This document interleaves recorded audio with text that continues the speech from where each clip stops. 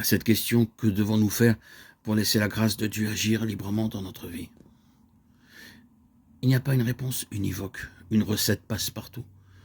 Pour y répondre de manière complète, il faudrait faire tout un traité de vie chrétienne, où l'on parlerait de la prière, de l'oraison principalement tellement fondamentale à cet égard, du repas de la scène, de la purification de notre cœur, de la docilité au Saint-Esprit, et tous les moyens par lesquels la grâce de Dieu peut pénétrer davantage en nous. Il serait difficile d'aborder tous ces thèmes. Il faudrait simplement s'attacher à un élément de la réponse à la question posée. Nous choisissons d'en parler parce qu'il est d'une importance absolument fondamentale. Il est trop peu connu et pris en considération dans la vie concrète de la plupart des chrétiens, même très généreux dans leur foi. La vérité essentielle que je voudrais présenter et développer est la suivante. Pour permettre à la grâce de Dieu d'agir en nous et de produire en nous, avec la coopération bien sûr de notre volonté, de notre intelligence, de nos capacités, toutes ces bonnes œuvres que Dieu a préparées d'avance pour que nous les accomplissions, Éphésiens 2:10. Il est de la plus haute importance que nous nous efforcions d'acquérir et de conserver la paix intérieure, la paix de notre cœur.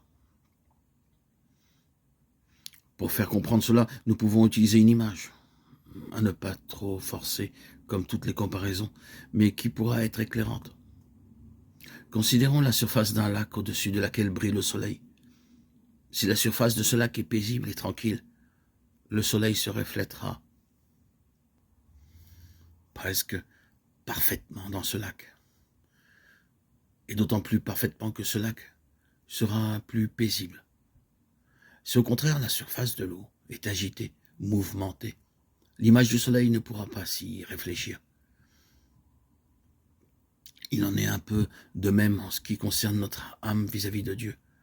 Plus notre âme est paisible et tranquille, plus Dieu s'y reflète, plus son image s'imprime en nous, plus sa grâce agit à travers nous.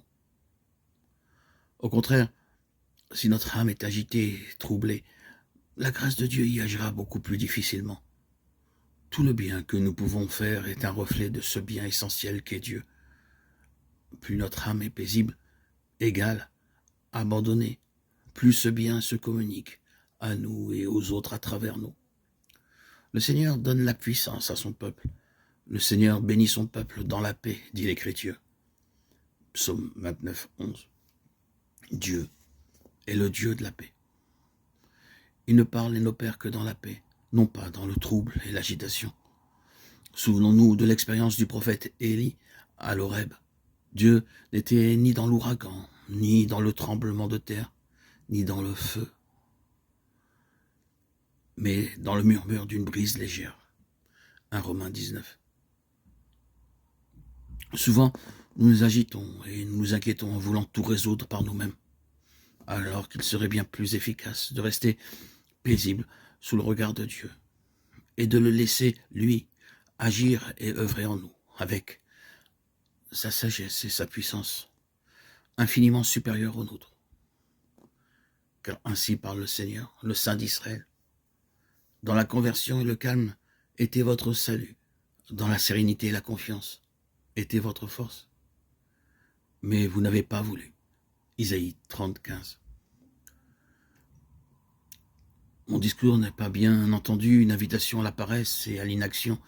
Il est invitation à agir beaucoup parfois, mais sous l'impulsion de l'Esprit de Dieu, qui est un esprit doux et paisible, et non pas dans cet esprit d'inquiétude, d'agitation, d'empressement excessif, qui est trop souvent le nôtre.